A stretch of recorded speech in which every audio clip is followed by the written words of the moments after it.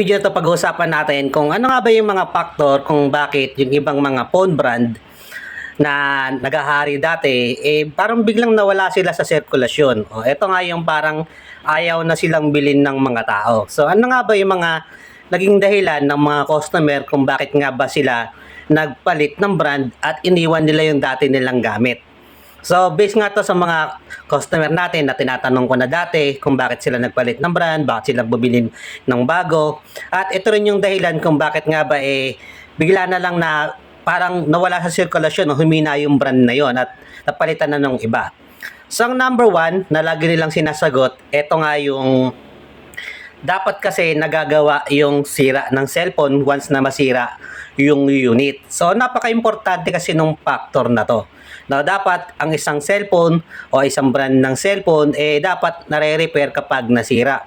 For example, nasira yung charging pin, nasira yung battery, nasira yung LCD, dapat merong replacement o merong pamalit para in case na masira, pwede pang magamit ulit ng customer.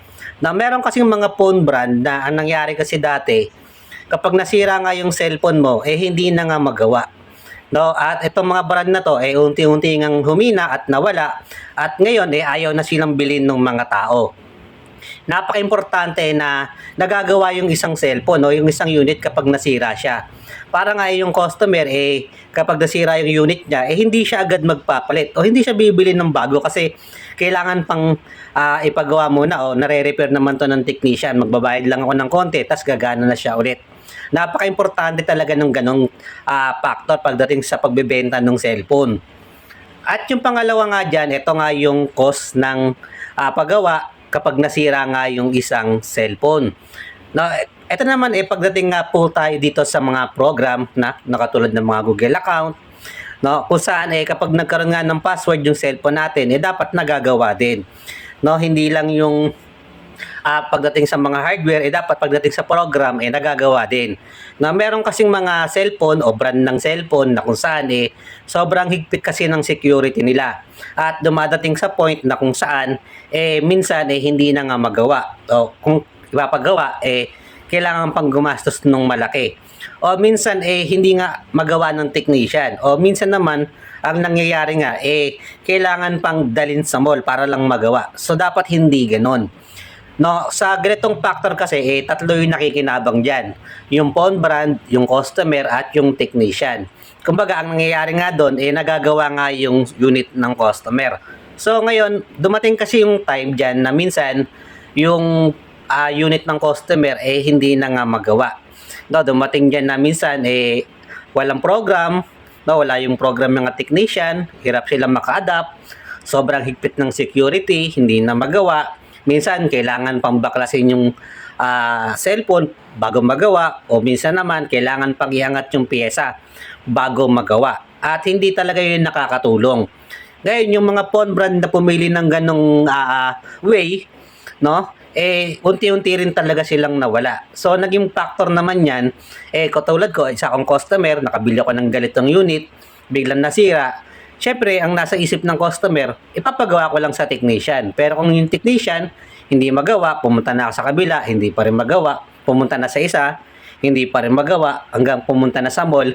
Tapos biglang malalaman niya na sobrang mahal pala ng paggawa ng ganitong unit at wala siyang budget. No, kaya yung mga customer na naka-encounter ng ganon, imbis na ipagawa yung unit nila, bumili na lang ng bago. At kapag tinatanong namin kung gusto ba nila bumili ulit ng ganitong unit, ayaw na nila. So dito na lang daw sila sa ganitong unit o ganitong phone brand dahil ito nagagawa at wala naman din silang gaanong problema. Tandaan natin na kapag namumblema yung customer at hindi magawa ng solusyon yung problema nila, nagpapalit sila ng brand. So kaya napaka-importante na yung cost ng repair kapag nasira yung cellphone ng customer, dapat abot kaya pa din. No, hindi yung kailangan na niya nang bumili. At yung pangatlong dahilan ng kung bakit nga ba yung iba nawala sa sirkulasyon o napalitan sila, ito nga yung dahil sa dead boot. No? Ngayon, sa mga nakaraan taon kasi, alam ko naman na marami na sa inyo naka-encounter na itong mga dead boot. At isa na din kami sa mga nahirapan nga din gumawa ng ganyan. Ito nga yung na-deadboot lang yung cellphone ng customer, bigla lang namatay, ginarge niya lang, biglang namatay, ginagamit, biglang namatay. ginagamit lang sa social media, biglang nagloka yung program, logo na lang, tapos hindi na magawa. So kapag dumadating yung ganyang sitwasyon, yung mga phone brand, talagang iniiwanan talaga sila. Ang nangyayari nga dito, kapag tinatanong ko yung customer bakit nagpalit na lang siya ng phone, dahil kung ipapagawa niya nga daw, tapos magagawa ng technician ulit, tapos babalik na naman yung ganong sira, sakit lang talaga sa ulo. Kumbaga, pabalik-balik lang. Kaya mas pinipili na lang nila yung ibang phone brand na dito, gagamitin ko na to ng bago, walang problema. At ang kagandahan dito, hindi ko na ma-encounter yung na-encounter ko doon na hindi na magawa yung unit. At nakaka-epekto din to dun sa mga customer na bumili sila ng bagong cellphone, nasira agad, gusto nilang ipagawa, may pera naman, may budget naman, pero hindi na magawa ng technician.